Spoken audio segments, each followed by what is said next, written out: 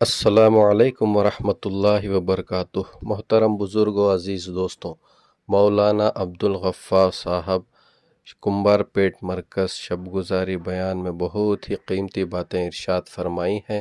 آپ تمام حضرات اس بیان کو خوب دھیان کے ساتھ سنیں اور مزید بیانات کے لیے ہمارے چینل HS بیانات کلپس کو ضرور سبسکرائب کریں۔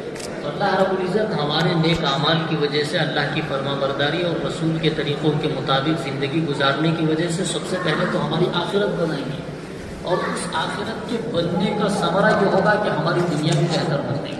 پھر اللہ پاک ایسے آسانی کے ساتھ اور عافیت کے ساتھ زندگی گزروا دیں گے۔ اسی وجہ سے کہتے ہیں کہ دین میں اللہ رب العزت نے آخرت کی اور دنیا دونوں کی کامیابی رکھی ہے۔ کامیابی کا مطلب یہ کہ انسان جو چاہتا ہے، رسول اکرم صلی اللہ علیہ وسلم نے ایک دفعہ ارشاد فرمایا کہ بعض پراگندہ حال اور غبار آلود بالوں والے، جن کے بالوں میں مٹی پڑی ہوئی ہے اور ان کے بال بھی صحیح نہیں ہیں اور کپڑے پراگندہ ہے اور ان کی حالت پراگندہ ہے، لیکن ان کی حالت اللہ رب العزت کی یہاں ایسی ہے کہ کسی بات پہ اللہ کی قسم کھا لیں تو اللہ پاک اس کو پورا کر کے ہی رہتا ہے۔ ہزاروں ایسے کئی دسیوں واقعات حضرت شیخ نے اپنی کتاب دوسری جلد میں اس کو لکھی کہ فلاں نے یہ وعدہ کر لیا تھا کہ اللہ تمہارے لیے جنت میں سے پہل بنا کے دے گا، تو یہ گھر بنانے کے پیسے مجھے دے دو، تو اللہ نے وہ نوشتہ ان کے محراب میں لا کر ڈال دیا۔ یہ بات پوری ہو گئی اور اس میں یہ بات لکھی ہوئی تھی کہ جس کا انہوں نے اس فلاں نوجوان سے وعدہ کیا، ہم نے اس کو پورا کر دیا ہے۔ تو یہ وہ لوگ تھے جو زمین پر رہ کر کسی بات کی قسم کھا لیتے تو اللہ پاک عرش سے اس کے فیصلے ویسے ہی کرتا تھا۔ تو اللہ پاک نے ہمارے اعمال پر ہمارا مدار رکھا ہے۔ ہمارے اس محنت سے اور رسول اکرم صلی اللہ علیہ وسلم کی محنت سے اور صحابہ اکرام کی جو طرز زندگی تھی، اس سے ہمیں بات سمجھ میں آتی ہے کہ جیسی زندگی ہم گزاریں گے اسی کے مطابق اللہ رب العزت کے یہاں سے فیصلے بھی ہوں گے، اور جب تک ہمارا یقین نہیں بنے گا اعمال درست نہیں ہو سکتے۔ سب سے پہلی چیز دل کا یقین ہے۔ رسول اکرم صلی اللہ علیہ وسلم نے ارشاد فرمایا، الا ان فی الجسد لمضغۃ اذا صلحت صلح الجسد كله واذا فسدت فسد الجسد كله الا وهي القلب الا وهي القلب الا وهي القلب۔ رسول اکرم صلی اللہ علیہ وسلم نے ارشاد فرمایا کہ آدمی کے بدن میں ایک گوشت کا لوتھڑا ہے، اگر وہ صحیح ہو گیا تو سارے بدن سے نکلنے والے اعمال اس کے صحیح ہوں گے، اور اگر وہ بگڑ گیا، وہ خراب ہو گیا، وہ گوشت کا لوتھڑا اس کی تمنائیں خراب ہو گئی، تو پھر جسم سے نکلنے والا ہر عمل بھی خراب ہوگا۔ گویا کہ وہ پورے انسانی بدن کے نکلنے والے اعمال کا وہ بادشاہ ہے، وہ کنٹرولر ہے۔ جیسا کنٹرولر ہوتا ہے، وہاں سے تمام چیزوں کو طاقت پہنچتی ہے، ویسے رسول اکرم صلی اللہ علیہ وسلم نے فرمایا کہ آدمی کے جسم میں ایک گوشت کا لوتھڑا ہے۔ حضور اکرم صلی اللہ علیہ وسلم نے آخری میں فرمایا 3 دفعے کان کھول کر سنو وہ دل ہے، کان کھول کر سنو وہ دل ہے، کان کھول کر سنو وہ دل ہے۔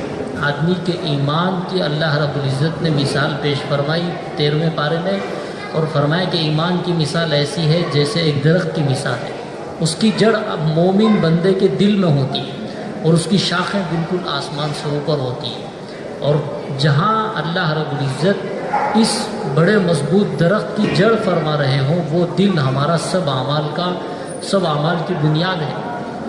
وہ دل اگر صحیح ہو گیا، چاہے ہم جس قبیلے سے تعلق رکھتے ہوں، جس علاقے میں ہم زندگی گزارتے ہوں، جیسے حسب نسب کے ہوں، اللہ رب العزت کی نگاہ میں ہم بہت قیمتی ہیں۔ رسول اکرم صلی اللہ علیہ وسلم نے حجۃ الوداع کے بعد بہت مختصر زندگی گزاری۔ 12 ربیع الاول 6 اپریل کو رسول اکرم صلی اللہ علیہ وسلم کی وفات ہے۔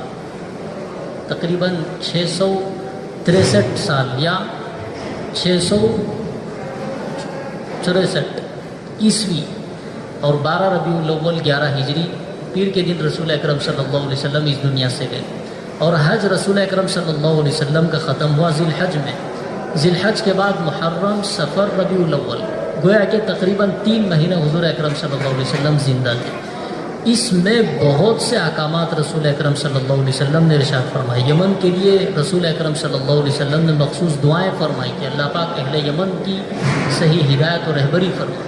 جب وہ لوگ اسلام کی طرف متوجہ ہوئے تو رسول اکرم صلی اللہ علیہ وسلم نے حضرت معاذ بن جبل رضی اللہ تعالیٰ عنہ کو ان کا حاکم و گورنر بنا کے بھیجا۔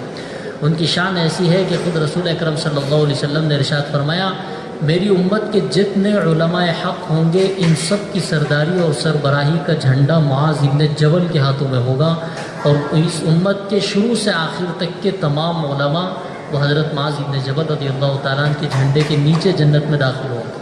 تو یہ ان کا مقام و مرتبہ ہے۔ ایسی شخصیت کو رسول اکرم صلی اللہ علیہ وسلم نے یمن کا حاکم و گورنر بنا کے بھیجا۔ جب ان کو رخصت کر رہے تھے تو حضور کی عام عادت تھی کہ کسی بھی قافلے کو رخصت کرتے یا کسی بھی قافلے کے آنے پر اس کو مبارکباد پیش کرتے تو بہت سے بہت مسجد سے باہر نکلتے اور چند قدم چل لیتے۔ لیکن حضرت معاذ بن جبل رضی اللہ تعالیٰ عنہ کو جب یمن کے لیے رخصت کر رہے تھے مدینہ منورہ سے، تو ان کو رخصت کرنے کے لیے، ان کو سیاح کرنے کے لیے 7 میل تقریباً 11 یا 12 کلومیٹر کی مسافت بنتی ہے آج کے زمانے کے حساب سے۔ خود حضور پیدل چل کر گئے اور واپس پیدل چل کر مسجد نبوی تک پہنچے، اور حضرت معاذ بن جبل رضی اللہ تعالیٰ عنہ سواری پر سوار تھے۔ بار بار حضرت معاذ بن جبل رضی اللہ تعالیٰ عنہ کہتے ہیں، یا رسول اللہ، میں آپ کا غلام اور آپ میرے آقا، آپ زمین پر پیدل چل رہے اور میں سواری پر سوار ہوں، یا تو آپ مجھے نیچے اترنے کی اجازت دے دیں یا پھر آپ بھی سواری پر سوار ہو جائیں۔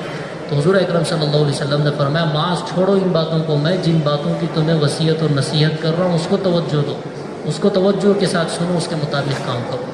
تو چونکہ حضور کا حکم تھا تو وہ سواری پر سوار اور حضور نیچے پیدل ان کے ساتھ چلتے چلتے ان کو تعلیمات دے رہے تھے کہ یمن میں کیسے تم گورنری سنبھالو گے، کیا باتوں کو اختیار کرو گے، کیا مسئلہ پیش آئے گا تو کیسے اس کا جواب دو گے۔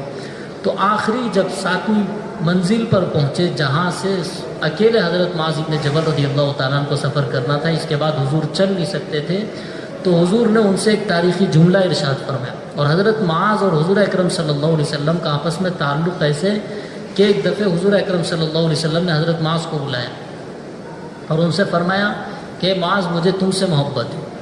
مزید بیانات کے لیے HS بیانات کلپس کو سبسکرائب کریں۔ نبی اگر کسی امتی کو بلا کر کہے کہ معاذ مجھے تم سے محبت ہے، ان کو بھی بڑی محبت تھی حضور سے، ان کی آنکھوں میں آنسو آ گئے۔ انہوں نے کہا کہ یا رسول اللہ، مجھے بھی آپ سے بہت بڑی محبت ہے۔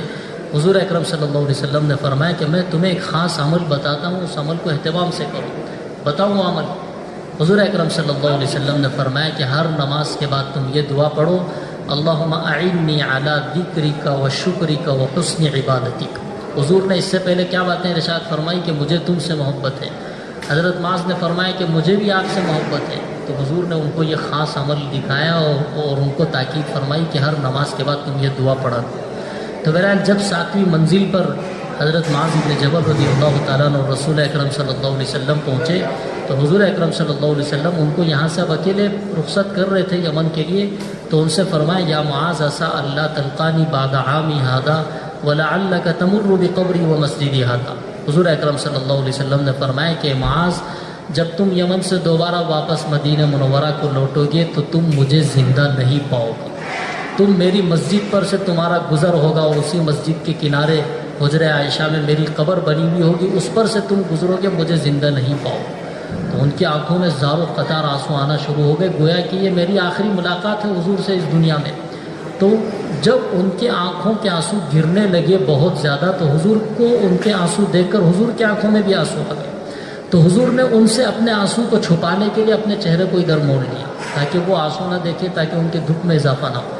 جب تھوڑی دیر تھم گئی تو اس کے بعد رسول اکرم صلی اللہ علیہ وسلم نے فرمایا، یا معاذ ان اول الناس بی المتقون من کانوا وحیث کانوا۔ اے معاذ، دنیا میں جو جس سے بھی جتنی محبت کرے وہ اس سے جدا ہوگا ضرور، یہ قدرتی فیصلہ ہے، لیکن قیامت میں مجھ سے سب سے زیادہ قریب ترین وہ شخص ہوگا جو میری سنتوں کے مطابق اور تقوی کے مطابق زندگی گزارا ہوگا، چاہے وہ جس خاندان کا رہنے والا ہو، چاہے جس علاقے کا وہ رہنے والا ہو۔ کہ حضور اکرم صلی اللہ علیہ وسلم نے ان کو ایک تسلی والی بات کہی کہ اگر زندگی میں تقوی ہے اور حضور اکرم صلی اللہ علیہ وسلم کی طریقے زندگی میں موجود ہیں اور دینی تڑپ اور فکر موجود ہے، چاہے مدینے سے ہزاروں میل کے دور فاصلے پر اس کی زندگی گزری اور وہیں وہ اسی زمین کا حصہ بن کے وہیں اس کی قبر بن گئی، لیکن کل قیامت میں حضور کے فرمان کے مطابق وہ حضور کے قریب تر ہوگا۔ اور اگر کسی کی زندگی مدینے میں گزری لیکن حضور کے طریقے اس کی زندگی میں نہیں تھے، اسلام اس کی زندگی میں بہت دھندلا سا رہ گیا تھا، وہ اسلام کو اتنی اہمیت نہیں دیتا تھا، تو باوجود یہ کہ زمینی فاصلوں کے اعتبار سے بڑی قریب جگہ میں وہ حضور کے دفن ہوا، لیکن چونکہ اصل بنیادی بات اس میں نہیں تھی تو وہ حضور سے کل قیامت میں دور کر دیا جائے گا۔ اللہ ہم سب کی اور پوری امت کی اس سے حفاظت فرمائے۔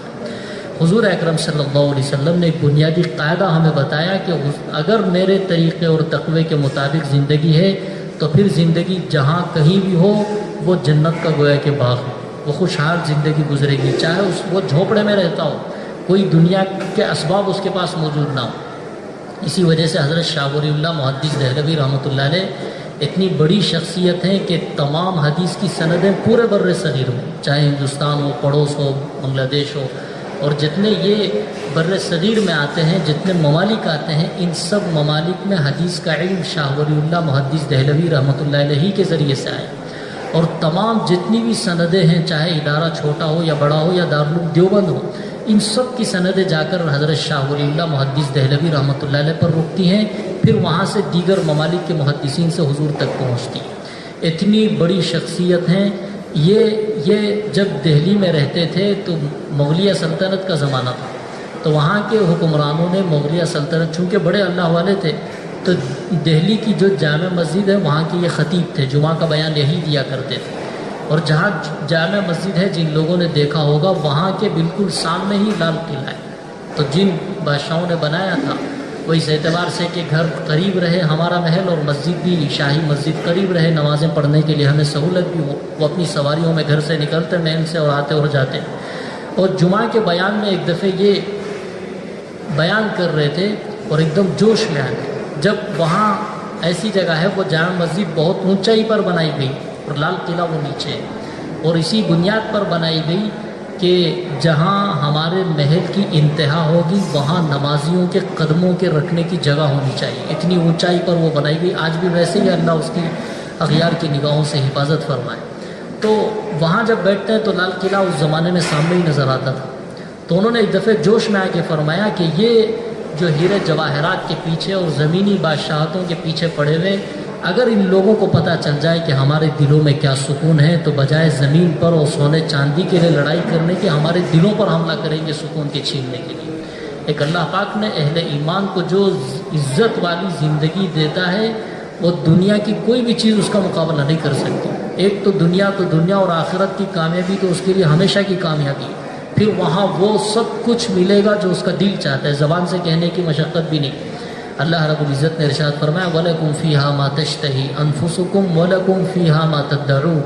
کل قیامت میں اور جنت میں پہنچنے کے بعد جو دل میں بات آئے گی اللہ پاک اس کو پورا کر دے گا، کسی کو کہنے کی ضرورت نہیں پڑے گی کسی فرشتے کو کہ مجھے فلاں چیز کے کھانے کی ضرورت پڑ رہی ہے یا فلاں چیز مجھے چاہیے۔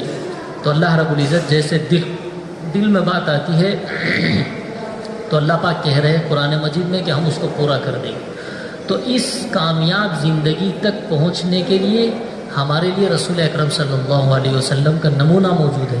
خود اللہ رب العزت نے فرمایا لَقَدْ كَانَ لَكُمْ فِي رَسُولِ اللَّهِ أُسْوَةٌ حَسَنَةٌ لِمَنْ كَانَ يَرْجُو اللَّهَ وَالْيَوْمَ الْآخِرَ، کہ بے تحقیق کہ تمہارے لیے رسول اکرم صلی اللہ علیہ وسلم کی زندگی میں بہترین نمونہ، کہ بہترین آئیڈیل اور نمونہ بنا کر حضور بھیجے گئے، اور حضور کی ساری زندگی اس شخص کے لیے جو کہ اللہ رب العزت تک پہنچنا چاہتا ہو اور آخرت کے دن میں کامیاب ہونا چاہتا ہو۔ جیسے کسی نے شرط لگا دی کہ بھئی اگر کوئی اتنا بڑا اتنے لاکھ کا انعام پانا چاہتا ہے تو اس کو یہ کام کرنا پڑے گا، تو لوگ اس کے کتنے شوق و ذوق میں پڑ جاتے ہیں۔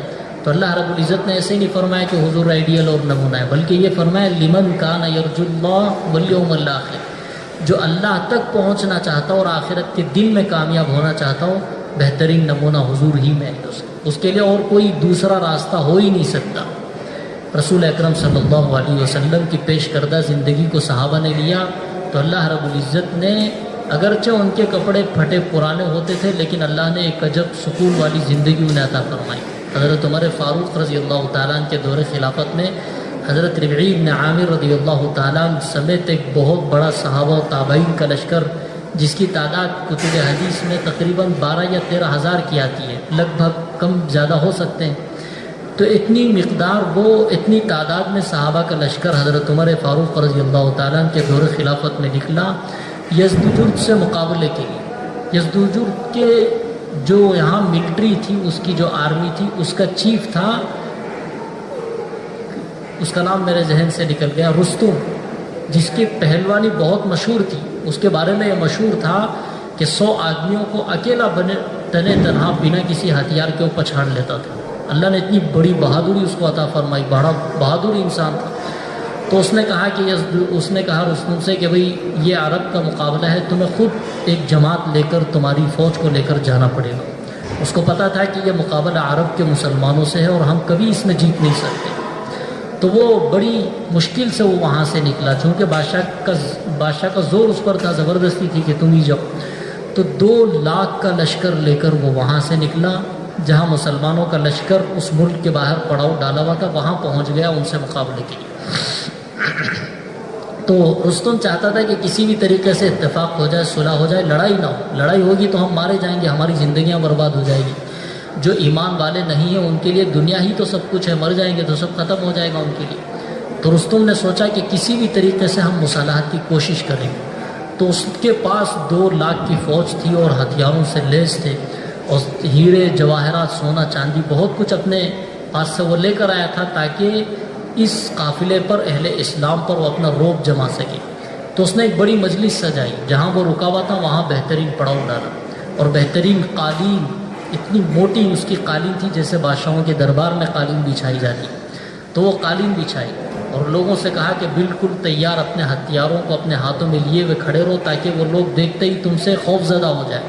اور پھر اپنا وہ جو سونے کا تخت لے کر آیا تھا اس پر بیٹھ گیا، اور سامنے ہیرے جواہرات سب کچھ رکھ دیے، اور پھر مسلمانوں سے بلوا بھیجا کہ بھئی تم کیوں آئے ہو، تمہارے آنے کا کیا مقصد ہے۔ تو پہلے دن ایک صحابی گئے، اور دوسرے دن 3 دنوں تک یہ مذاکرات چلتے رہے۔ تو دوسرے دن جو گئے تھے حضرت ربیع بن عامر رضی اللہ تعالیٰ عنہ گئے تھے۔ تو حضرت ربیع بن عامر رضی اللہ تعالیٰ عنہ کی حالت یہ تھی کہ ان کے کپڑے سفر کی وجہ سے میلے کچیلے اور پھٹ چکے تھے، اور ہتھیاروں کو رکھنے کے لیے کوئی سامان بھی ان کے پاس موجود نہیں تھا۔ انہوں نے کپڑی کی ایک چنڈی لی، اسی میں اپنے ہتھیارات کو لٹکا کے اپنے جسم پر باندھ لیا، اور ان کی حالت ایسی تھی جیسے کوئی فقیر ہوتا ہے مانگنے والا بظاہر۔ تو وہ جب رستم کے دربار میں آنے لگے تو اس کے درباری فوج کے جو لوگ تھے انہوں نے کہا کہ بھئی تم ہمارے سردار کے پاس جا رہے ہو، ہماری ملٹری اور آرمی کا یہ چیف ہے، اس سے بات کرنے کے لیے تم اس حالت میں جاؤ گے۔ کہا کہ اگر آپ اجازت نہیں دیتے تو میں واپس جاتا ہوں، تمہارے خود سردار نے ہمیں بلایا تو میں بات چیت کے لیے جا رہا ہوں، میں خود ہی سے تو نہیں آ رہا ہوں۔ تو انہوں نے کہا کہ ٹھیک ہے، رستم سے اجازت لی، رستم نے کہا کہ ٹھیک ہے آنے۔ وہ جس انداز پر رستم کے پاس تک پہنچے، حدیث کی اور سیرت کی کتابوں میں بات موجود ہے کہ ان کے جو نیزہ تھا وہ زمین سے لٹک رہا تھا، اور وہ نیزہ اس حال میں لٹک رہا تھا، اور لوگوں نے ان سے کہا کہ بھئی آپ اس ہتھیاروں کے ساتھ ہمارے سردار سے ملاقات نہیں کر سکتے۔ انہوں نے کہا کہ میری شرط یہ ہے کہ اسی کے ساتھ اگر آپ اجازت دیں تو جاؤں گا، ورنہ میں اس کے بغیر نہیں جا سکتا۔ تو انہوں نے اجازت دے دی مجبوری میں۔ تو ان کا جو نیزہ تھا وہ زمین سے لٹک رہا تھا، تو وہ مضبوط قالین، بہترین شاہی قالین کو وہ چیرتا ہوا وہاں سے جا رہا تھا۔ وہ سواری پر سوار تھے اور اپنے گدھے پر سوار تھے، اور وہ اتنی نیچے تک لٹک رہا تھا، انہوں نے جان بوجھ کے اس کو نیچے تک لٹکایا ہوا تھا۔ اور جب قریب پہنچے تو سارے درباری پریشان کہ یہ ہمارے سردار سے بات چیت کرنے کے لیے آ رہے ہیں، ہمارے شان و شوکت تو دیکھو۔ جیسے ہی پہنچے تو اطمینان کے ساتھ اپنی سواری سے نیچے اترے سنت کے مطابق، اور اپنے خچر کو جو سفر کی وجہ سے لاغر و کمزور ہو گیا تھا، رستم کے سونے سے بنے ہوئے تخت کی ایک پیر سے اس کو باندھ دیا۔ لوگوں نے کہا کہ بھئی یہ کیا کام کر رہے ہیں، اور آ کر ان کے سامنے کھڑے ہو گئے۔ اور سیرت نگاروں نے لکھا ہے کہ ایسے روب رستم پر پڑا کہ وہ اس کا دل کانپنے لگا۔ اس نے پوچھا کہ بھئی تم کیوں آئے؟ تو حضرت ربیع بن عامر رضی اللہ تعالیٰ نے اس کے کیوں آئے ہو کے جواب میں 3 باتیں ارشاد فرمائی، اور وہ ایسی ہے کہ اگر سونے کے پانی سے لکھا جائے تب بھی اس کی قیمت ادا نہیں ہو سکتی۔ انہوں نے فرمایا اللہ تعفنا لنخرج من شاء من عبادت العباد الى عبادت اللہ وحدہ ومن ضیق الدنیا الى سعتها ومن جور الادیان الى عدل الاسلام۔ سب سے پہلی بات حضرت ربیع بن عامر رضی اللہ تعالیٰ نے رستم سے زور سے فرمائی، کہا کہ تو ہم سے پوچھتا ہے کیوں آئے ہو؟ تو حضرت ربیع بن عامر رضی اللہ تعالیٰ نے کہا کہ ہم خود نہیں آئے، بلکہ اللہ رب العزت نے ہمیں تیرے پاس بھیجا ہے تاکہ لوگوں کو بندوں کی غلامیت سے نکال کر ایک اکیلے اللہ وحدہ لا شریک لہ کہ ہم غلامیت میں ان کو داخل کریں، ومن ضیق الدنیا الی سعتها، اور دنیا کی تنگی سے آخرت کی وسعت کی طرف ہم لوگوں کو متوجہ کر سکیں، ومن جور الادیان الی عدل الاسلام، اور دنیا بھر کے مختلف مذاہب، فرقے، ان کی تہذیب و تمدن کے ظلم و ستم سے ایک انصاف پسند، عدل و انصاف والے اسلام کی طرف ہم رہبری کرنے کے لیے آئے۔ تو ایسے کانپنے لگا. تو اس کے جو پیچھے درباری اس کے بیٹھے ہوئے تھے، اس سے چھوٹے لوگ، ان لوگوں نے کہا کہ ہم بادشاہ سے تیری حالت ذکر کریں گے کہ تو اس فقیر آدمی کی بات سن کے کانپ رہا ہے. رستم نے کہا کہ تم نہیں جانتے اس چیز کو جس کو میں جانتا ہوں. اس نے کہا کہ یہ عرب کے مسلمان ہیں اور کسی بات کو یہ ٹھان لیتے ہیں تو بھوکے پیاسے رہ کر بھی اس بات کو پورا کر لیتے ہیں. 12-13 ہزار کا لشکر جس کے پاس ہتھیار بھی مکمل نہیں تھے، اسباب کے اعتبار سے ایسے جیسے ان کے 2% بھی نہ ہو، اور ادھر 2 لاکھ کا لشکر، کوئی مقابلہ دنیاوی اعتبار سے اگر کوئی سوچے تو ہو ہی نہیں سکتا. ان کو تو ڈر کر بھاگ جانا چاہیے تھا. لیکن اللہ رب العزت کی مدد ایسی آئی، تاریخ گواہ ہے کہ اللہ نے ان 12,000 کو ان 2 لاکھ پر فتح نصیب فرمائی، اور ایسی شان و شوکت کے رستم خود اس میں مارا گئے. اور اللہ نے کامیابی چاہے دین کی ہو یا دنیا کی، اللہ نے صرف دین میں رکھی اور حضور اکرم صلی اللہ علیہ وسلم کے طریقوں ہی میں رکھی. یہ یقین اگر دل میں آ گیا اور اس کے مطابق زندگی گزری تو پھر کوئی ہمیں آنکھ اٹھا کر دیکھ بھی نہیں سکتا.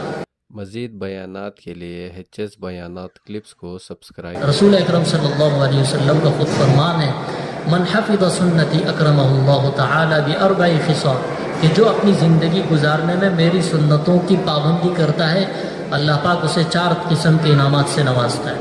سب سے پہلا انعام المحبت فی قلوب البررہ، کہ اللہ رب العزت اس کی محبت نیک لوگوں کے دلوں میں ڈال دیتے ہیں.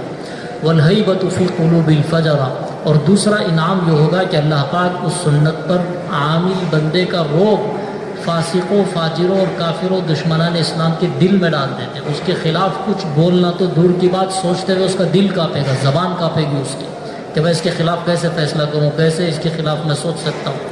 تو یہ اللہ پاک رعب ڈالیں گے اس وقت جب کہ مسلمان حضور اکرم صلی اللہ علیہ وسلم کے طریقوں کے مطابق زندگی گزارے گا.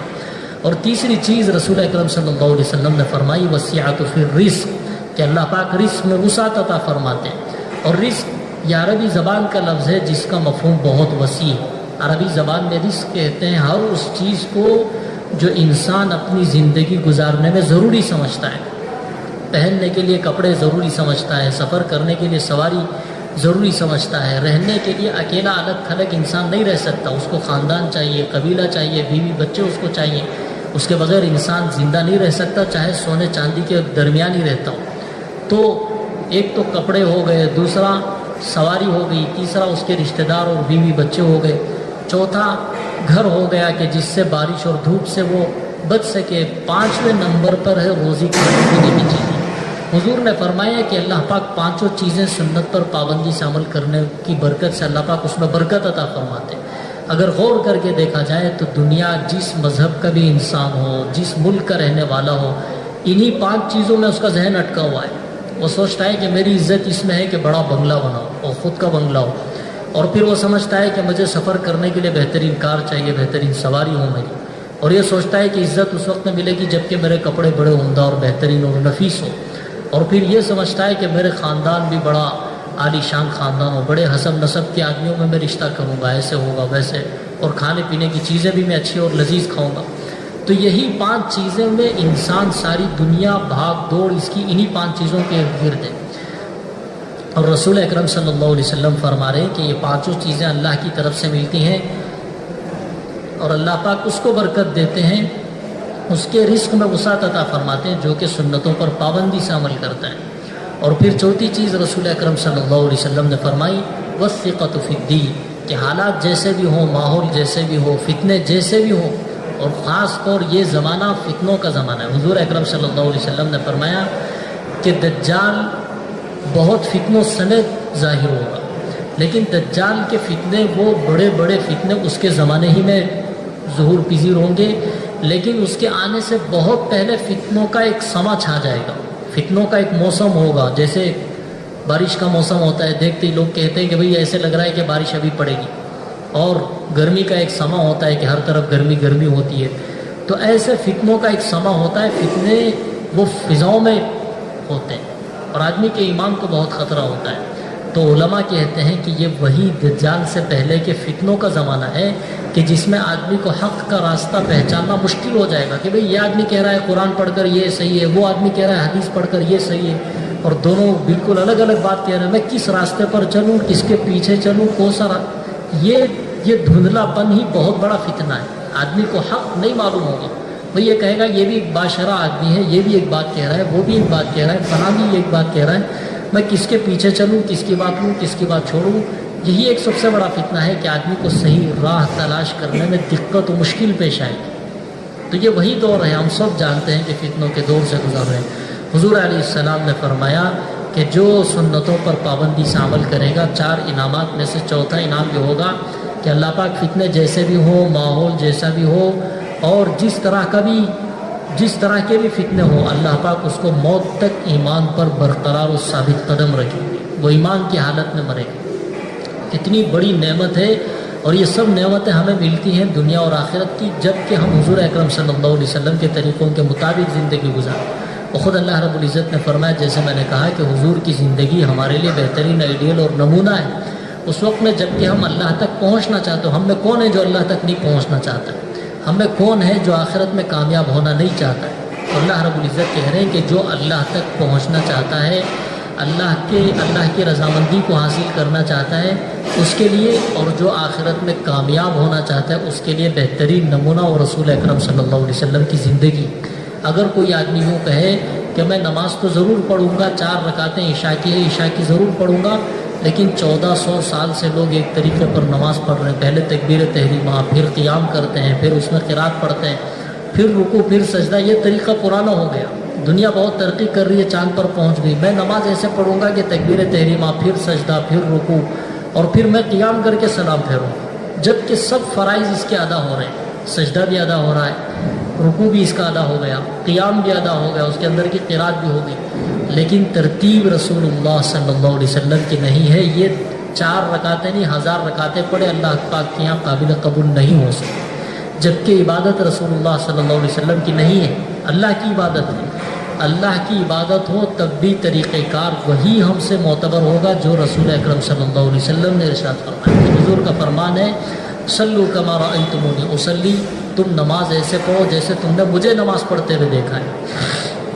علماء کہتے ہیں کہ صرف نماز کے لیے حکم نہیں بلکہ ساری زندگی کے لیے حکم ہے. ایک دفعہ رسول اکرم صلی اللہ علیہ وسلم نے حج کے موقع پر، چونکہ نبوت کے ملنے کے بعد حج ایک ہی دفعہ رسول اکرم صلی اللہ علیہ وسلم نے کیا. سن 8 ہجری میں فتح مکہ کے بعد حج کی فرضیت ہوئی، تو پہلا حج 9 سن ہجری میں حضرت صدیق اکبر رضی اللہ تعالیٰ عنہ کی امارت میں ادا کیا گیا.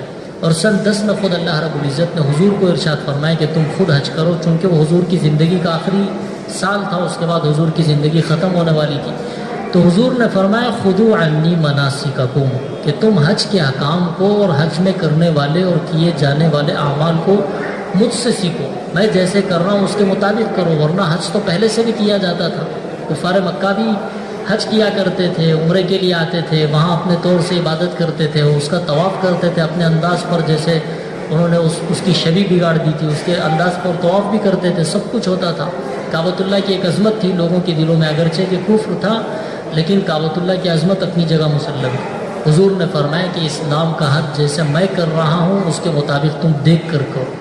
تو جب حج اور نماز یہ اتنی بڑی عبادتیں ہیں، تو جب ان کے بارے میں رسول اکرم صلی اللہ علیہ وسلم یہ فرما رہے ہیں کہ جیسے میں کرتا ہوں ویسے ہی کرو تبھی قابل قبول ہوگی، تو بقیہ اور زندگی وہ حضور کے طریقوں کے خلاف ہوگی، تو پھر اس میں کیا کامیابی کی سوچی جا سکتی ہے؟ اگر ہماری زندگی حضور کے طریقوں کے مطابق ہو اور ہماری ضروریات زندگی کو ہم حضور کے طریقوں کے مطابق پورا کریں، تو ایک طرف وہ ضرورت بھی پوری ہو رہی ہے، دوسری طرف وہ عبادت بھی لکھی جائے گی، وہ ثواب بھی شمار ہوگا. ساری زندگی بھر گویا کہ وہ ثواب میں زندگی گزار رہے ہیں. رسول اکرم صلی اللہ علیہ وسلم نے ایک دفعہ ارشاد فرمایا عجبا لامر المؤمن فان امره كله له خیر. مومن کی حالت پر بھی بڑا تعجب ہے، اس وجہ سے کہ اس کی ہر حالت خیر سے خالی نہیں ہے، ہر حال میں اس کے لیے خیر. آگے رسول اکرم صلی اللہ علیہ وسلم نے فرمایا ان اصابته سرا شکر فکان خیرا له، کہ اگر اس کو خوشی پہنچتی ہے تو وہ خوشی میں اللہ رب العزت کا شکر ادا کرتا ہے. اور شکر ادا کرنا یہ حضور کا طریقہ ہے کہ نعمت پر شکر ادا کیا جائے. تو جب وہ شکر ادا کرتا ہے تو شکر کا بدلہ جنت ہے.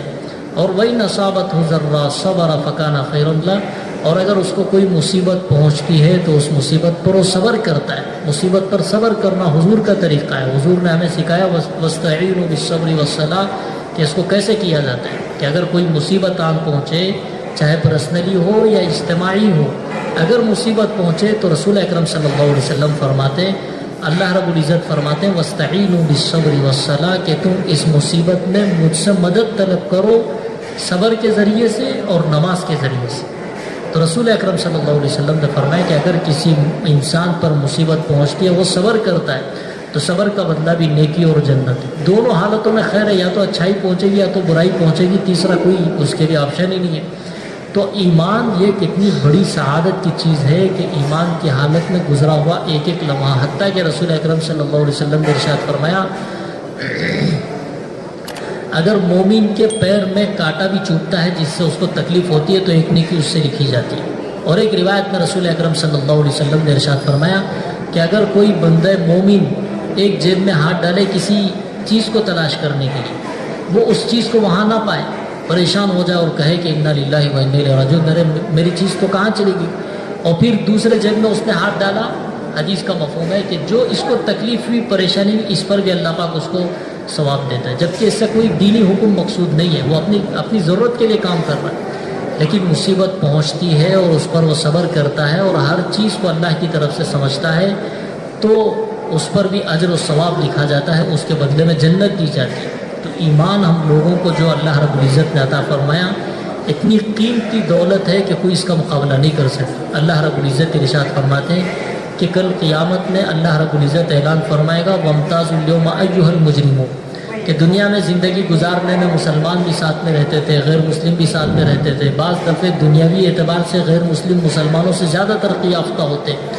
اللہ رب العزت کل قیامت میں کہیں گے کہ یہ بدلے اور حساب کا دن ہے، یہاں دونوں ایک جگہ پر کھڑا نہیں ہو سکتے، یہاں مومنین کو اور مسلمانوں کو ایک طرف کیا جائے گا دہنے ہاتھ کی طرف، اور جو غیر مسلم ہوں گے ان کو ایک ہاتھ کی طرف کیا جائے گا۔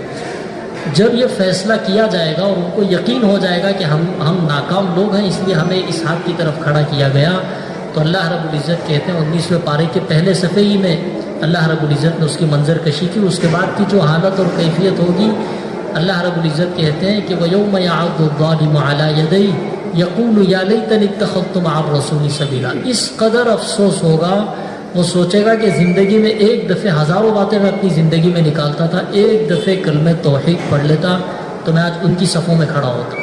اور آدمی کی فطرت ہے جب افسوس ہوتا ہے تو اس کے سر پہ ہاتھ جاتا ہے کہ بھئی میں نے کیا کر لیا، میں یہ برا کام کیا، اچھا نہیں، مجھے سوچ سمجھ کے قدم اٹھانا چاہیے تھا۔ اس سے بھی بڑا افسوس ہوتا ہے اور آدمی تنہائی میں بیٹھا ہوا ہو تو اپنی انگلی دانت میں ڈال کے چباتا ہے، یہ انسانی فطرت ہے۔ تو اللہ رب العزت کہتے ہیں یہ انسانی فطرت کے مطابق وہ اپنی انگلی کو اپنے دانت میں لیں گے، افسوس کی وجہ سے اپنے داڑوں میں لیں گے، اور اس کو افسوس کی شدت میں اس طرح چبائیں گے کہ چباتے چباتے یہ مونڈے تک چبا دیں گے، اور پھر اس ہاتھ کو چبانا شروع کریں گے، یہاں تک چبائیں گے اور دونوں مونڈے ختم ہو جائیں گے۔ وَيَوْمَ يَعَضُّ الظَّالِمُ عَلَىٰ يَدَيْهِ، دونوں ہاتھ چبا کر ان کو احساس نہیں ہوگا کہ ہم نے کیا کیا، ان کو ٹینشن اس بات کی اور فکر ہوگی کہ اب اگلا میرا کیا ہونے والا ہے، اور وہ کہیں گے یا لیتنی اتخذت مع الرسول سبیلا، کاش کہ میں حضور رسول کے طریقوں کے مطابق میں زندگی گزارا ہوتا، ہمیشہ کی کامیابی اللہ رب العزت میرے لیے مقدر فرما دیتا۔ اور کہے گا یا ویلتا لیتنی لم اتخذ فلانا خلیلا، کہ کاش کہ فلاں آدمی سے میری دوستی اور یاری ہی نہ ہوتی، کہ مجھے بات سمجھ میں آ گئی تھی کہ بھئی ایمان اور اعمال ہی میں کامیابی ہے، میں نے اس سے جا کے کہا کہ بھئی آج کے بعد سے ہم زندگی صحیح کر لیں گے، نمازوں کا اہتمام کریں گے، ایسے زندگی گزاریں گے۔ اس نے کہہ دیا کہ ارے ابھی کیا کام کر رہے ہو، ابھی تو تم جوان ہو، فلاں کام باقی ہے، یہ کرو وہ یہ ضروریات ہیں، اس کو پورا کرو پھر دیکھتے ہیں کیا ہوگا۔ تو اس نے مجھے گمراہ کر دیا، تو وہ آدمی کہے گا کہ کاش اس سے مجھے کبھی دنیا میں دوستی ہی نہ ہوتی، لقد اضلنی عن الذکر بعد اذ جاءنی، کہ مجھے بات سمجھ میں آ گئی تھی کہ اسلام ہی میں اللہ نے کامیابی رکھی ہے اور اسلامی اعمال ہی میں اللہ نے کامیابی رکھی ہے، پھر انہیں مجھے اس بات کے سمجھ میں آنے کے بعد اس نے گمراہ کر دیا۔ لیکن اس افسوس کا اس وقت میں کوئی فائدہ نہیں ہوگا۔ اللہ رب العزت کل قیامت میں جو لوگ دوزخی ہوں گے ان سے پوچھیں گے کم لبثتم فی الارض عدد سنین، کہ بتاؤ جو تم کامیاب ناکام لوگوں کی صفوں میں کھڑے ہو، دنیا کی زندگی کے مزے کی خاطر تم نے آخرت کو کھو دیا، بتاؤ دنیا کی زندگی تم کتنی گزار کر رہے ہو، کم لبثتم فی الارض عدد سنین، کتنے سال تم دنیا کی زندگی گزار کر رہے ہو۔ قیامت کا ایک دن 50,000 سال کا ہے، تو 50,000 سال دنیاوی سالوں کے اعتبار سے، اور ہماری زندگی صرف 60-70 سال، اگر 100 سال بھی ہوتی تب بھی کوئی بات کہی جا سکتی، کوئی 100 سال تھوڑی زندہ رہے گا۔ حضور نے فرمایا اعمار امتی بین 60 و 70، کہ اللہ رب العزت نے میری امت کی عمریں 60 و 70 رکھی، وقلیل منہم ما یتجاوزون، بہت تھوڑے ہیں جو 60-70 سے زیادہ جیتے ہیں، جن کی عمریں 60-70 سے زیادہ ہیں وہ بونس میں جی رہے ہیں۔ اللہ کا شکر ادا کرنا چاہیے کہ اللہ نے موقع دیا ہے مزید آخرت کی تیاری کرنے کا، اللہ پاک کو راضی کرنے کا۔ تو اللہ پاک ان سے پوچھیں گے کم لبثتم فی الارض عدد سنین، کہ بتاؤ تم دنیا کی زندگی کتنے سال گزار کر آئے۔ وہ کہیں گے لبثنا یومن، جو ان کی صفیں ہوں گی ان کی اگلی صفوں والے کہیں گے لبثنا یومن، کہ ہم ایک دن دنیا میں گزار کر آئے۔ پیچھے والے کہیں گے کہ ارے بیوقوف، ایک دن تھوڑی ہم دنیا میں زندگی گزار کر آئے۔ پیچھے والے کہیں گے اور بعض یومن، ایک دن آدھے دن کی بات چھوڑو، ہم آدھے دن سے بھی کچھ کم حصہ دنیا میں زندگی گزار کر آئے۔ اور پھر دلیل بھی پیش کریں گے، پیچھے والے کہیں گے فصل العادین، اے اللہ پاک آپ نے سالوں کی گنتی کے جو فرشتے مقرر کیے تو ان سے آپ پوچھیے، ہم تو بہت مختصر زندگی گزار کر آئے، یہاں تو 50,000 سال کا ایک دن ہو رہا ہے، ہم تو 1000 سال بھی نہیں تھے دنیا میں۔ تو اللہ پاک کہیں گے ان لبثتم الا قلیلا لو انکم کنتم تعلمون، اتنی سی چھوٹی زندگی کے مزے کی خاطر تم نے ہمارے احکامات کو ٹھکرا دیا اور ہمیشگی کی زندگی کو تم نے برباد کر دیا، اس میں تمہیں کیا ملا؟ تو ان کو جو افسوس ہوگا، اللہ یہ بار بار اللہ رب العزت قیامت کی منظر کشی کر رہے ہیں تاکہ دنیا میں آنکھ کھل جائے۔ حضرت علی رضی اللہ تعالیٰ عنہ کا فرمان ہے الناس ینامون اذا ماتوا انتبہوا، کہ لوگ سب کے سب خواب غفلت میں سو رہے ہیں اور سب کی تمنا ہے کہ میں یہ بناؤں گا، فلاں بناؤں گا، گھر بناؤں گا، گاڑیاں خریدوں گا، فلاں یہ شادیاں، وہ اسی میں زندگیاں گزر رہی ہیں۔ اللہ ہم سب کی حفاظت فرمائے، خواب غفلت میں ہے۔ اذا ماتوا انتبہوا، حضرت علی رضی اللہ تعالیٰ کہتے ہیں کہ جب موت کا وقت قریب آئے گا اور غیب کا پردہ ختم کر دیا جائے گا تو جب نظر آئے گا کہ کیا ہونے جا رہا ہے اور میں نے کیا زندگی گزاری، اس وقت میں جاگ جائے گا۔ مزید بیانات کے لیے HS بیانات کلپس کو سبسکرائب کریں۔ جیسے کوئی خواب میں سونے والا اپنی جھوپڑی میں سو کر خواب دیکھ رہا ہے کہ بڑے محل میں داخل ہو گیا اور لوگ اس کی عزت و اکرام کر کے اس کو بادشاہ بنا رہے ہیں اور بڑا خوش ہو رہا ہے۔ کسی نے آ کر جگا دیا کہ بھئی صبح روشن ہو گئی، اٹھ جاؤ، کب تک سو رہے ہو، دھوپ نکل گئی، اٹھ جاؤ، کام پہ جانا ہے۔ اٹھ کے دیکھا تو اپنی جھوپڑی میں سو رہا ہے اپنے بستر پر۔ یہ اس وقت میں اس کو انتباہ ہو گیا کہ میں جو سوچ رہا تھا وہ خواب تھا بس، اور جتنی لذت خواب میں مل گئی، اس سے زیادہ مجھے مل نہیں سکتی۔ دوبارہ سو جاؤ تو وہ خواب تھوڑی کنٹینیو ہوگا، وہ تو ختم ہوگا، جو تھا خواب ختم ہوگا۔ تو دنیا کی زندگی بمثل خواب کی۔ ایک دفعہ حضرت علی رضی اللہ تعالیٰ سے کسی نے پوچھا کہ اللہ رب العزت نے قیام نماز میں ایک رکھا ہے اور رکوع ایک رکعت میں ایک دفعہ رکھا ہے، اور سجدے اللہ رب العزت نے 2 فرض کیے، دونوں سجدے فرض ہیں مسئلے کے اعتبار سے۔ تو اللہ نے یہ 2 فرض کیے، ٹھیک ہے ہمیں تو کرنا ہی پڑے گا، لیکن اس کی کیا حکمت ہے؟ حضرت علی رضی اللہ تعالیٰ بڑے حکیم تھے، تو حضرت علی رضی اللہ تعالیٰ نے ان سے فرمایا کہ پہلا سجدہ قرآن مجید کی اس آیت کی طرف اشارہ کرتا ہے منہا خلقناکم، ہم زمین پر سجدہ کرتے ہیں اور اپنی پیشانی کو مٹی پر رگڑتے ہیں، زمین پر رکھتے ہیں، گویا کہ اس بات کو اللہ رب العزت یاد دلاتا ہے کہ تمہیں اسی مٹی سے پیدا کیا گیا۔ وفی، اور دوسرا سجدہ جو ہے وہ دوسرے آیت کے دوسرے حصے کو یاد دلاتا ہے، وفیہا نعیدکم، اور اسی مٹی میں ہم تمہیں ملا دیں گے۔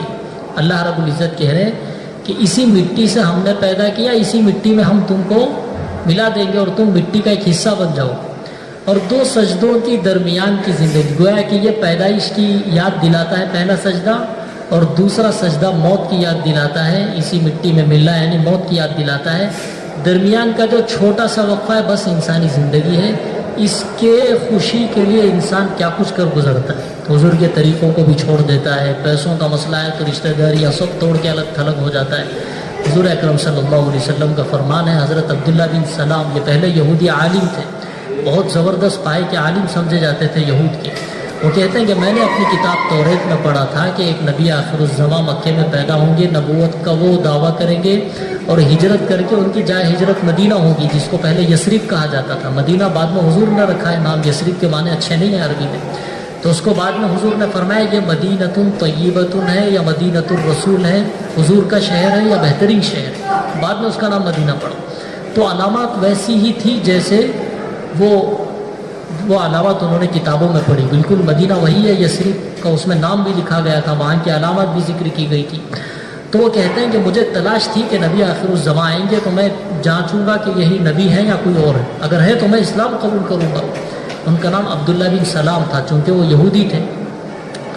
تو جب حضور اکرم صلی اللہ علیہ وسلم آئے، وہ کہتے ہیں کہ جب پہلی نگاہ میری حضور اکرم صلی اللہ علیہ وسلم کے چہرے انور پر پڑی تو میرے دل نے یہ گواہی دی کہ یہ نورانی اور مبارک چہرہ کسی جھوٹے انسان کا ہو ہی نہیں سکتا۔ جو اتنا بڑا جھوٹ کہے کہ مجھے اللہ نے نبی بنا کر بھیجا، یہ ہو نہیں سکتا۔ جھوٹے انسان کے چہرے پہ نور تو ہو ہی نہیں سکتا، یہ نور کے تو اعلیٰ معیاروں پر ہے، نور کے بادشاہ ہیں، ان کے چہرے سے ایسی جھلک ہو رہی ہے نور کی۔ تو ان کے دل نے گواہی دی، وہ خود کہتے ہیں کہ میرے دل نے اس بات کو تسلیم کیا کہ جھوٹے انسان کا ہو نہیں سکتا، یہ واقعتاً انسان سچا ہے۔ اس کے بعد حضور چل رہے تھے، تشریف لے گئے اور منبر پر بیٹھے۔ ان کی جب پہلے ملاقات ہوئی اس وقت کی منظر کشی کر رہے، تو حضور اکرم صلی اللہ علیہ وسلم منبر پر بیٹھ گئے، اور منبر پر بیٹھ کر حضور اکرم صلی اللہ علیہ وسلم نے لوگوں کو 4 باتوں کی نصیحت فرمائی، اور وہ نصیحت بھی اس طرح سے ہے کہ اس کے عربی میں جیسے شعر و شاعری ہوتی ہے جس کا ہر آخری کا کلمہ ایک دوسرے کی برابری کرتا ہے، یہ تو اس میں ایک لطف آتا ہے لوگوں کو سننے میں۔ حضور کے کلام میں، اس کلام میں تقریباً ویسے ہی اور نصیحت بھرا اور بڑا خزانہ اس میں ہے۔ رسول اکرم صلی اللہ علیہ وسلم نے ارشاد فرمایا، یا ایھا الناس، حضور اکرم صلی اللہ علیہ وسلم مدینہ میں جب تشریف لائے تو مدینہ میں مسلمانوں کے ساتھ ساتھ بعض دفعے حضور کی مجلس میں غیر مسلم بھی آ کر بیٹھتے تھے تاکہ دیکھیں کیا بات فرماتے ہیں۔ تو حضور جب یہ محسوس کرتے کہ یہاں مسلمان اور غیر مسلم دونوں ہیں تو پھر حضور یا ایھا الذین آمنوا نہیں کہتے بلکہ یا ایھا الناس کہتے، اور لوگوں۔ حضور نے فرمایا، یا ایھا الناس افشوا السلام واطعموا الطعام وصلوا الارحام وصلوا باللیل والناس نیام تدخلوا الجنۃ بسلام۔ اس کا آپ انداز خود لگا لیں عربی سے کیسے ہر جملے کے آخری میں میم آ رہا ہے، اور افشوا السلام اطعموا الطعام وصلوا الارحام وصلوا باللیل والناس نیام تدخلوا الجنۃ بسلام۔ حضور نے فرمایا کہ اے لوگوں، تم سلام کو عام کرو، سلامتی پھیلے گی۔ ہمارے ایک استاد تھے، ابھی بھی ہیں، اللہ پاک ان کی عمر میں برکت عطا فرمائے، ہمیں انہوں نے حفظ پڑھایا۔ وہ کہتے ہیں کہ میری طبیعت جب خراب ہوتی ہے تو میں ایسی جگہ پر نماز کے بعد کھڑا ہو جاتا ہوں جہاں سے مدرسے کے طلبہ گزرتے ہیں، خود استاد تھے، تو وہاں سے جہاں سے طلبہ گزرتے، ظاہر بات ہے کوئی شاگرد وہاں سے گزر رہا اور استاد وہاں کھڑے ہوئے ہو تو سب سلام کر کے جاتے ہیں۔ تو کہتے ہیں کہ جب سب بچے سلام کرتے ہوئے گزر جاتے ہیں تو میری طبیعت ٹھیک ہو جاتی ہے، سلامتی مل جاتی ہے۔ تو یہ عجب سلام کی کشش ہے، سلام میں سلامتی پھیلے گی، جس کو سلام کر رہے اس کو بھی جب وہ جواب دے گا تو سلام کرنے والے کو بھی اس کی سلامتی کی دعا ملے گی۔ حضور نے فرمایا، یا ایھا الناس افشوا السلام، لوگوں سلام کو عام کرو، سلامتی پھیلے گی۔ وَأَطْعِمُوا الطَّعَامَ، اور بھوکے لوگوں کو تلاش کر کے کھانا کھلاؤ۔ وَصِلُوا الْأَرْحَامَ، اور رشتہ داریوں میں نباہ پیدا کرو، جوڑ پیدا کرو، جبکہ رشتہ داریوں میں بہت زیادہ پھوٹ ہو جاتی ہے کہ بھئی وہ اتنا قریبی رہ کے میری مصیبت میں اس نے پوچھا نہیں اور میرے ساتھ اس نے یہ بات کہی۔ اور اگر کوئی باہر کا آدمی یہ کرے تو آدمی کو اتنا برا نہیں لگتا جتنا اپنا قریبی رشتہ دار اگر کوئی ایسا کام کرے تو اس کے دل پہ برا لگتا ہے۔ تو رسول اکرم صلی اللہ علیہ وسلم نے فرمایا کہ اس ناگواری کو سہجاؤ اور رشتہ داریوں کو برقرار رکھو۔ وصلوا باللیل والناس نیام، اور ایسے وقت میں کھڑے ہو کر نماز پڑھو جس وقت میں انسانیت سو رہی ہو، یعنی تہجد کی نماز۔ تدخل الجنۃ بسلام، تم جنت میں سلامتی کے ساتھ داخل کر دیے جاؤ گے۔ ان کا نام بھی خود عبداللہ بن سلام ہے۔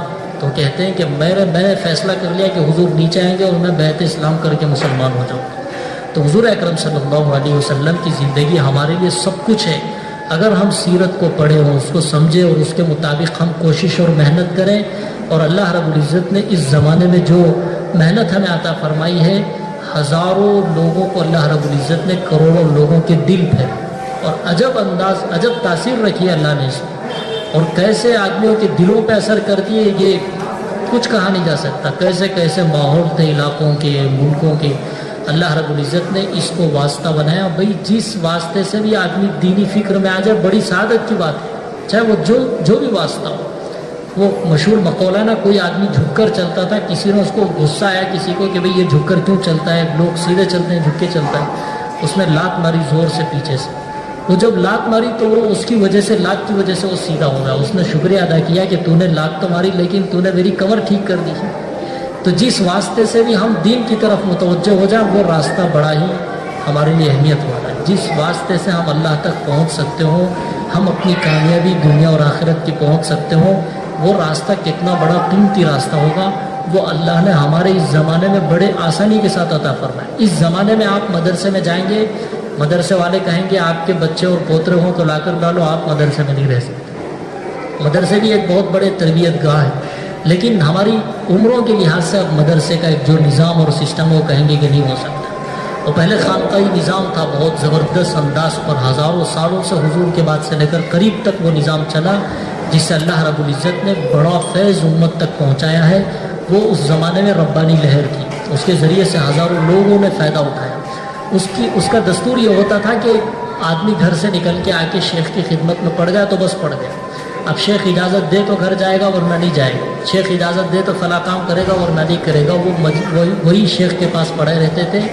17 سال، کسی کے 20 سال، 25 سال. کیا ہم اتنے سال اس زمانے میں لگا سکتے ہیں ہم اپنی تربیت کے لیے، اپنی اصلاح کے لیے؟ اور بڑے کٹھن کام کرنے پڑتے ہیں. تو اللہ رب العزت نے ایک آسان سی محنت ہمیں عطا فرمائی. اس میں اگر ہم تھوڑی بہت قربانی دیں اور اپنے کاموں کی ترتیب بنا لیں تو اللہ پاک ہمیں ایسے ہی کامیاب کرے گا. اس کے واسطے سے اگر دین آ گیا، یہ دین کے لانے کا ذریعہ ہے. اللہ پاک کل قیامت میں یہ نہیں پوچھے گا کہ آپ کس مدرسے کے فارغ ہو، کس شیخ سے آپ نے بیعت لی تھی، بتاؤ کون بڑا شیخ تھا یا چھوٹا شیخ تھا، کتنے اس کے مریدین. اللہ پاک یہ نہیں پوچھے گا. یہ بھی نہیں پوچھے گا کہ بتاؤ کتنے 4 مہینے تمہاری زندگی میں لگے تھے، بتاؤ ہر مہینہ 3 دن لگتا تھا یا نہیں لگتا تھا. اللہ پاک تو دین کا سوال کرے گا. یہ دین کو لانے کا ایک راستہ ہے. تو ہم یہ دیکھیں جیسے حضرت مولانا ابراہیم صاحب دولہ دعوت برکاتہ محمد فیوز ہوں، اللہ پاک حضرت کی عمر کو صحت و عافیت کے ساتھ دراز فرمائے.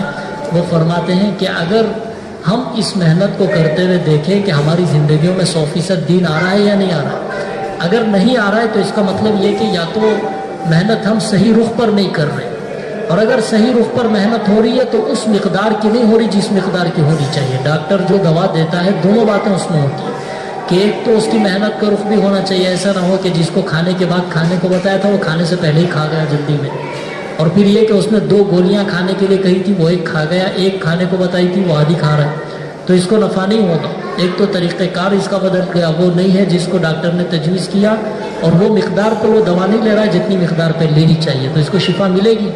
یہ تو دنیاوی اعتبار سے ہر کوئی کہتا ہے. تو یہ ہمارے لیے بطور دوا کی اللہ رب العزت نے جیسے دوا کو ایک شفا کا ذریعہ بنایا، اس محنت کو اللہ رب العزت نے ہمارے دلوں کے شفا کا اور ہماری دلوں کی بیماریوں کے دور ہونے کا اللہ نے اسے سبب و ذریعہ بنایا. تو اس محنت کو صحیح انداز پر بھی کرنا ہے قرآن حدیث کی روشنی میں، اور اس مقدار میں کرنا ہے جس مقدار میں ہم 100% دین پر آئے. حضرت ابوبکر صدیق رضی اللہ تعالیٰ نے محنت کرتے کرتے ان کا ایمان اس سطح کو پہنچ گیا تھا کہ جب تبوک کے موقع پر رسول اکرم صلی اللہ علیہ وسلم نے فرمایا کہ جو کچھ جس سے ہو سکتا ہے وہ قربان کرو، تو سب کچھ انہوں نے مشہور واقعہ ہے، سب کچھ اپنے اوپر جو چادریں تھیں وہ بھی کھول کے ڈال دی. کہے کہ کسی مجاہد کے کام آ سکتا ہے، کسی اللہ کے راستے میں جانے والے کی. تو وہ ایک ٹاٹ پہن لیا انہوں نے، چونکہ وہ ٹاٹ کو بند کرنا تھا تو کیکر ایک درخت ہوتا تھا پہلے جس میں کانٹے ہوتے تھے، تو کیکر کے درخت کو اس میں سے چبا چبا کر کے وہ کانٹے بنا کے وہ ایسے بنا لیا جیسے وہ گویا کہ وہ ان کی گنڈیاں ہیں، وہ سہارے کے طور پر ٹاٹ اوپر سے ڈال کے وہ. تو یہ حضور اکرم صلی اللہ علیہ وسلم کی مجلس میں سب کچھ قربان کر کے یہ چلے گئے. اس کے بعد انہوں نے ٹاٹ پہن لیا، جو تھا وہ بھی قربان کر دیا. حضور نے ان کو اس حال میں نہیں دیکھا تھا. حضرت جبرائیل امین علیہ السلام ان کے اس چیز کو لا کر قربان کرنے سے پہلے حضور اکرم صلی اللہ علیہ وسلم کے پاس آئے، اور حضور اکرم صلی اللہ علیہ وسلم کے پاس جب بھی آتے تھے کسی انسانی شکل میں حضرت جبرائیل امین علیہ السلام آتے. محدثین و مفسرین کہتے ہیں اکثر حضرت دحیہ کلبی رضی اللہ تعالیٰ نے ایک صحابی رسول تھے، بڑے نہایت خوبصورت ترین صحابی تھے، جن کو حضرت عمر رضی اللہ تعالیٰ نے اپنے زمانے میں کہا تھا کہ بھئی تمہاری خوبصورتی سے مدینے کی عورتیں فتنے میں پڑ سکتی ہیں، آپ نقاب پہن کے مسجد میں آیا کریں گے.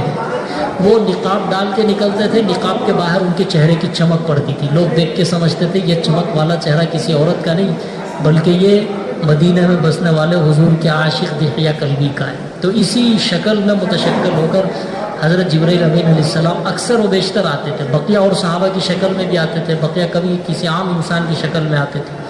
تو اس وقت میں جب آئے تو وہ بھی ٹاٹ پہنے ہوئے تھے. حضور اکرم صلی اللہ علیہ وسلم نے سلام کے بعد پوچھا کہ یہ کیا عجب سا لباس تم نے پہنا ہے, کبھی میں نے اس سے پہلے ایسے لباس میں آپ کو تو دیکھا ہی نہیں. کہا کہ سب سے پہلا پیغام میں آپ کو سناؤں گا, اس کے بعد میں اس کی وجہ بتاؤں گا. اللہ رب العزت آپ کے چہیتے صحابی حضرت ابو بکر کو سلام کیا تھا, اور اللہ رب العزت یہ پوچھتا ہے کہ کیا اس حال میں بھی اللہ سے راضی ہے؟ تو حضور اکرم صلی اللہ علیہ وسلم نے فرمایا ٹھیک ہے, ان تک سلام پہنچاؤں گا. یہ آپ کے ٹاٹ پہننے کی کیا وجہ ہے؟ تو حضرت جبرائیل امین علیہ السلام نے فرمایا کہ ابو بکر نے اپنے اللہ کو راضی کرنے کے لیے اتنا سب کچھ قربان کر دیا اور اپنی چادریں اتار کر ٹاٹ پہن لی. اللہ کو یہ اتنی پسند آئی کہ اللہ نے فرشتوں کو حکم دیا کہ تم بھی ٹاٹ پہنو اور کیکر کے ایسے ہی کپڑے کیکر لگاؤ جیسے صدیق اکبر نے لگا. میں اسی حال میں تھا, اللہ نے جانے کا حکم دیا تو میں پہنچ گیا. تو رسول اکرم صلی اللہ علیہ وسلم نے حضرت ابو بکر صدیق رضی اللہ تعالیٰ عنہ کو بلایا, پوچھا اللہ تمہیں سلام عرض کرتا ہے اور یہ پوچھتا ہے کہ کیا تم اس حال میں بھی اپنا سب کچھ لٹا کے اب اللہ سے راضی ہو؟ تو حضرت صدیق اکبر رضی اللہ تعالیٰ عنہ کی آنکھوں سے آنسو آ گئے, کہنے لگے کہ یار میں تو اس کی رضا کے لیے سب کچھ کوششیں کر رہا ہوں, وہ مجھ سے پوچھ رہا ہے کہ میں اس سے راضی ہوں یا نہیں. تو حضرت صدیق اکبر رضی اللہ تعالیٰ نے کہا کہ میں اپنے دل سے اللہ رب العزت سے راضی ہوں ہر حال. تو یہ وہ زندگیاں تھیں جس کی حضور اکرم صلی اللہ علیہ وسلم نے فرمایا کہ جنت کے 8 دروازے ہیں, ہر جنتی اپنے اپنے دروازے کے مطابق داخل ہوگا. حضرت صدیق اکبر ایسے صحابی ہیں, حضرت ابوبکر صدیق رضی اللہ تعالیٰ, ہر دروازہ ایک دوسرے پہ فخر کر رہا ہوگا کہ دیکھو ابو بکر مجھ سے داخل ہو. وہ کہے گا کہ تم سے کہاں داخل ہوں گے, وہ تو مجھ سے داخل ہونے والے. وہ ایک دوسرے میں جھگڑ رہے ہوں گے. وہ جس راستے سے اور جس دروازے سے جنت میں داخل ہوں گے وہ فخر کرے گا کہ مجھ سے آج صدیق اکبر داخل ہوئے. تو یہ مقام اللہ نے اس وقت میں دیا جب کہ سب کچھ انہوں نے قربان کر دیا. اللہ نے ہم سے 100% کا مطالبہ نہیں کیا, اللہ نے ہم سے مطالبہ کیا ہے بہت کم. اللہ نے مال میں ہم سے مطالبہ کیا 40واں حصہ. چاہیے تو یہ تھا کہ اللہ رب العزت کہتے کہ بھئی آدھا تم دنیا کے لیے رکھو, آدھا تم آخرت کے لیے رکھو. یہ بھی بہت کم ہے, دنیا 60-70 سال کی اور آخرت تو ہمیشہ کی. تو تھوڑا ہم دنیا کے لیے رکھ کے سب کچھ اللہ کے لیے قربان کرنا چاہیے تھا, اپنی زندگی کو, اپنی صلاحیتوں کو, اپنے مال و دولت کو. لیکن اللہ رب العزت بڑا قدردان ہے. خود حدیث قدسی میں اللہ رب العزت فرماتے ہیں کہ اگر کوئی بندہ مجھ تک پہنچنے کے لیے ایک بالشت آگے بڑھتا ہے تو میں ایک ہاتھ اس کی طرف آگے بڑھتا ہوں اور اس کو تھام لیتا ہوں. مزید بیانات کے لیے HS بیانات کلپس کو سبسکرائب. اور اگر کوئی ایک ہاتھ آگے بڑھتا ہے تو میں 2 ہاتھ آگے بڑھتا ہوں. کوئی چل کر آتا ہے تو میں دوڑ کر, میری رحمت اس کو تھام لیتی ہے. یہ اللہ رب العزت کی کرم فرما. تو ہم تھوڑا بہت بھی اللہ رب العزت کے لیے اور ہماری اپنی فائدے کے لیے, اپنی آخرت کے لیے قربان کریں گے. اللہ پاک جو کسی سے لیتے ہیں وہ اللہ پاک کو کسی کے مال کی کوئی ضرورت نہیں, بلکہ اللہ پاک جس سے جو بھی لیتے ہیں وہ دنیا اور آخرت میں فائدہ اسی کو پہنچانے کے لیے اللہ رب العزت لیتے ہیں. اللہ رب العزت نے قرآن مجید میں ارشاد فرمایا ان احسنتم لانفسکم, اگر تم اچھا بھلا کام کر رہے ہو, صدقہ خیرات کر رہے ہو, اللہ تک پہنچنے کے لیے کوششیں, مشقتیں, مجاہدے برداشت کر رہے ہو, تو کسی دوسرے پر احسان نہیں کر رہے, اپنے ہی لیے کر رہے ہو, اس کا فائدہ تم خود محسوس کرو. وَإِنْ أَسَأْتُمْ فَلَهَا, اور اگر تم نے برائی کی اور اللہ کی نافرمانی کی تو اس سے اللہ کا تھوڑی بگڑنے والا, وہ تو زبردست بادشاہ تو سلطنت والا ہے, اس کا تو کچھ نہیں بگڑے گا. وہ جو کچھ نقصان پہنچے گا وہ ہماری ذات کو پہنچے گا. عقل مند انسان وہ ہے, رسول اکرم صلی اللہ علیہ وسلم نے فرمایا الکیس من دان نفسہ وعمل لما بعد الموت, تم میں کا عقل مند شخص, دنیا کسی کو بھی عقل مند کہے, دنیا کہتی ہے کہ پڑھا لکھا ہو تو عقل مند ہے, دنیا جمع کر لے عقل مند ہے, فلاں چیز کی اس سے وقت سے پہلے اس کی پوری ضرورت کو پورا کر لے, انتظام کر لے, عقل مند انسان ہے. لوگ کہتے ہیں کہ اتنا چالاک ہے, کیسی تدبیر سے اس نے کام نکال لیا. رسول اکرم صلی اللہ علیہ وسلم فرماتے ہیں حقیقی معنوں میں عقل مند وہ جو اپنی زندگی کی حقیقت کو سمجھے اور اپنی آخرت کی تیاری کر لے. والعاجز من اتبع نفسه هواها وتمنى على الله, حضور نے فرمایا اور عاجز اور بے وقوف ہے وہ شخص جو اپنی خواہشات نفس کا اتباع کرے اور یہ کہے کہ اللہ تو بڑا معاف کرنے والا ہے, وہ تو معافی کر دے گا. جو کام اللہ نے سبب مغفرت کا بتایا اس کو تو ہم نے چھوڑ دیا, وہ کام ہی نہیں کر رہے. کسی دکان کے پاس ہم نے جا کر کہا کہ میں تمہارے پاس کام کرتا ہوں, اس نے کہا کہ ٹھیک ہے کام کرو, 1 مہینہ کرو. آفس میں جا کے کہا کہ میں جاب کرنا چاہتا ہوں, آپ کا جو بھی کام ہے میں کروں. اور جیسے ہی اس نے قبول کر لیا تو وہ آنا ہی بند کر دی, اور جب سیلری کا وقت آیا تو آ کے کھڑا ہوگا, کیا کہے گا دکان والا, کہے گا کہ بھائی تم سارا محنت تھے ہی نہیں، 4-5 دن تم نے کام کیا اور پورے مہینے کی تم سیلری لینے کے لیے پہنچ گئے۔ تو ہم جو اصل کام ہے اس کو تو ہم نے بھلا دیا، اور بھلا کر پھر اللہ کی، یقیناً اللہ پاک بڑا معاف کرنے والا ہے۔ اس شخص کو جو معافی طلب تو کرے، جو اللہ کی طرف متوجہ ہوتا ہے، اللہ رب العزت کی طرف، اللہ رب العزت کی رحمت بھی ہماری طرف متوجہ ہوتی ہے، تو اس کی رحمت کی طرف متوجہ ہونے کا راستہ یہ، جیسے اللہ رب العزت نے فرمایا کہ حضور کا طریقہ کار تمہارے لیے بہترین نمونہ ہے، جو اللہ تک پہنچنا چاہتا ہو اور آخرت کے دن میں کامیاب ہونا چاہتا ہو۔ حضور نے بڑی مشقتیں پیش کی، قربانیاں دی، وہ عزیمت پر چلتے تھے، اور صحابہ کرام رضی اللہ عنہم اجمعین کو جو اللہ رب العزت نے فتوحات دی، سربلندیاں دی، وہ اسی وجہ سے اللہ رب العزت نے دی کہ وہ سچے پکے مسلمان تھے۔ اور ہم یہ کام تو کرتے نہیں اور بڑے بڑے خواب دیکھتے ہیں اور کہتے ہیں کہ اللہ کی مدد کب آئے گی، ٹھیک ہے۔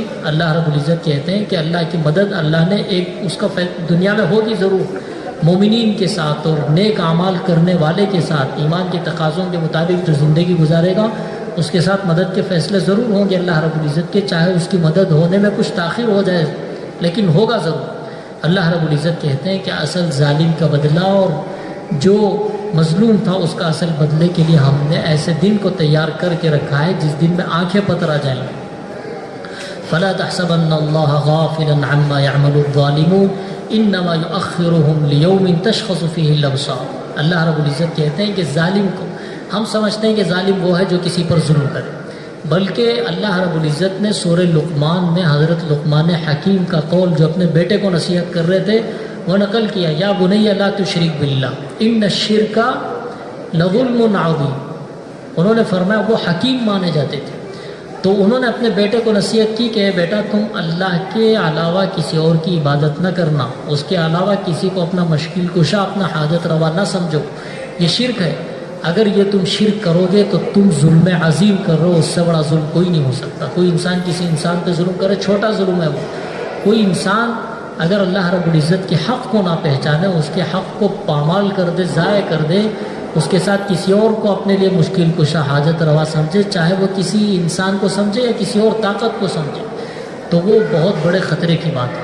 تو یہ ظلم ہے۔ اللہ رب العزت فرماتے ہیں یہ نہ سمجھو کہ ہم ظالم کے ظلم سے اور اس کی بد کردگی سے ہم غافل ہو چکے، بلکہ فلا يحسبن اللہ غافلا عما يعمل الظالمون انما يؤخرهم ليوم تشخص فيه الابصار، کہ اللہ پاک نے اس کے ظلم کا بدلہ اور اس کے کیے ہوئے اعمال کے بدلے کے لیے ایک دن مقرر کیا ہے جس دن آنکھیں پترا جائیں، یہ سوچ کر، یہ دیکھ کر کہ اللہ رب العزت کے فیصلے کا دن۔ تو اس دن کے آنے سے پہلے ہمیں موت کی تیاری کرنی پڑے گی، اور موت کب آئے گی کسی کو پتہ نہیں۔ حضرت امام مالک رحمۃ اللہ علیہ بہت بڑے فقہ کے امام بھی ہیں، اور پھر یہ کہ وہ حدیث مسجد نبوی میں حدیث کا درس بھی دیتے تھے۔ آخری میں ان کو ایسی بیماری ہو گئی، کتابوں میں جو علامات لکھی ہوئی ہیں ایسی جیسے آج کے شوگر کے مریض کو ہوتی ہیں، پیشاب بہت ان کو جلدی تیزی سے نکل جاتا تھا، تو ان کا گھر مسجد نبوی سے بہت دور تھا، تو وہ جانے آنے میں ان کو مشکل ہوتی تھی بار بار، تو مسجد نبوی میں کم رہا کرتے تھے آخری زمانے میں، لیکن ان کی دلی تمنا یہ تھی کہ میری موت مسجد نبوی میں نکلے، زندگی وہیں گزری ہے۔ تو وہ اکثر گھر میں چونکہ استنجا سے فراغت کے لیے جاتے تھے، تو پھر آئے تو پھر واپس جانا پڑتا تھا، تو ان کو ڈر ہونے لگا کہ کہیں میری موت اس درمیان میں مسجد نبوی کے باہر نہ آ جائے۔ تو ایک رات خواب میں حضور اکرم صلی اللہ علیہ وسلم کو دیکھا، تو پوچھنے لگے کہ یا رسول اللہ آپ میری موت کا وقت بتا دیں تاکہ میں سب کچھ تیاری کر کے مسجد نبوی میں بیٹھ جاؤں۔ تو حضور اکرم صلی اللہ علیہ وسلم نے ایسے ہاتھ کا اشارہ فرمایا اور خواب ختم ہو گیا۔ تو یہ اور زیادہ پریشان ہو گئے، کیا مطلب 5 منٹ باقی ہیں، 5 گھنٹے کے بعد موت آئے گی، 5 دن کے بعد، 5 مہینے، 5 سال، کیا مطلب ہے اس کا؟ تو فوراً علامہ ابن خواب کی تعبیر کا علم ہر کسی کو نہیں ہوتا، اللہ نے ہر فن کا علم الگ الگ لوگوں کو دیا، ان کو اس خواب کی تعبیر کا علم نہیں معلوم تھا، تو انہوں نے اپنے شاگرد دوڑا علامہ ابن سیرین رحمۃ اللہ علیہ کے پاس، جو اس وقت کے تعبیر کے علم جاننے کے بادشاہ تھے۔ تو انہوں نے فرمایا کہ حضور نے تمہیں 5 گھنٹے 5 دنوں کی بات نہیں کی ہے، بلکہ حضور نے ایک آیت کی طرف اشارہ کیا ہے، وہ آیت یہ ہے ان اللہ عنده علم الساعة وينزل الغيث ويعلم ما في الارحام وما تدري نفس ماذا تكسب غدا وما تدري نفس بأي ارض تموت ان اللہ علیم خبیر، کہ 5 چیزوں کا علم سوائے اللہ کے نہ کسی فرشتے کو ہے، نہ کسی نبی اور رسول کو ہے، نہ کسی اور مقرب کو ہے، وہ صرف اللہ کے پاس۔ اس میں سے ایک ہے کہ قیامت کب آئے گی، ان اللہ عنده علم الساعہ وینزل الغیث، اور بارش کب برسے گی، کتنے قطرے کس زمین پر برسے گی، اور اس بارش سے نفع ہوگا یا بیماریاں پھیلے گی، یا اللہ ہی کے پاس فیصلے میں اس کا علم ہے۔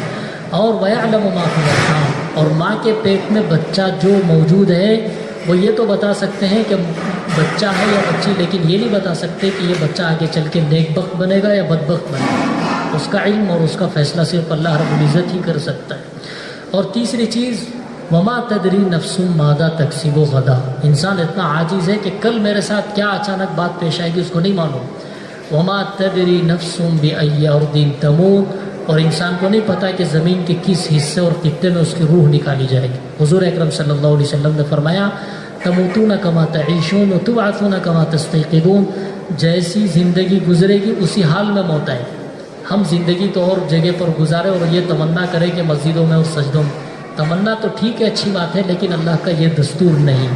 جن فکروں میں زندگی گزرے گی انہی فکروں میں موت آئے گی۔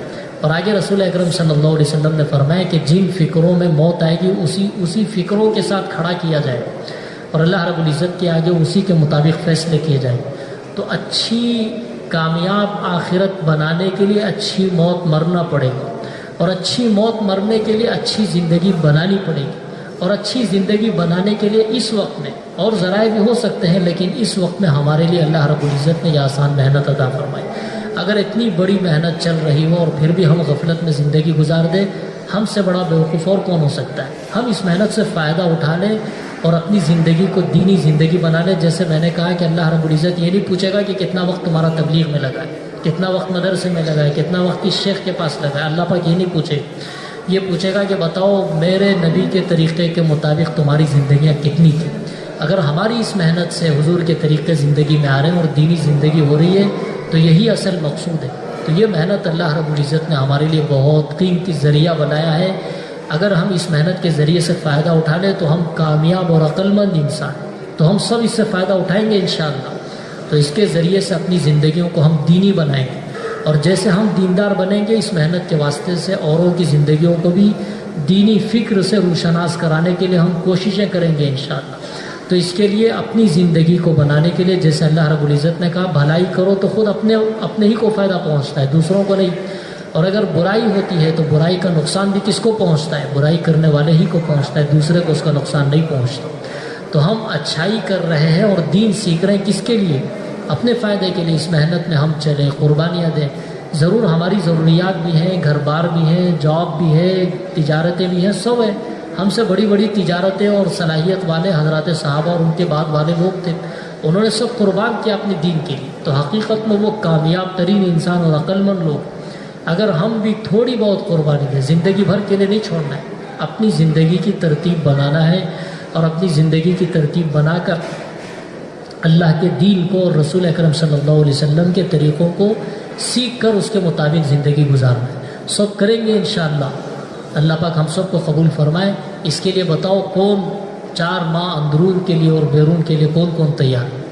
ماشاء اللہ، مولانا نے بہت ہی اہم باتیں ارشاد فرمائی ہیں۔ اللہ تعالی ہم تمام سننے والوں کو ان باتوں پر عمل کرنے کی توفیق عطا فرمائے، اور آپ حضرات کو اس بیان سے فائدہ ہوا ہے تو دوسروں تک ضرور پہنچائیں۔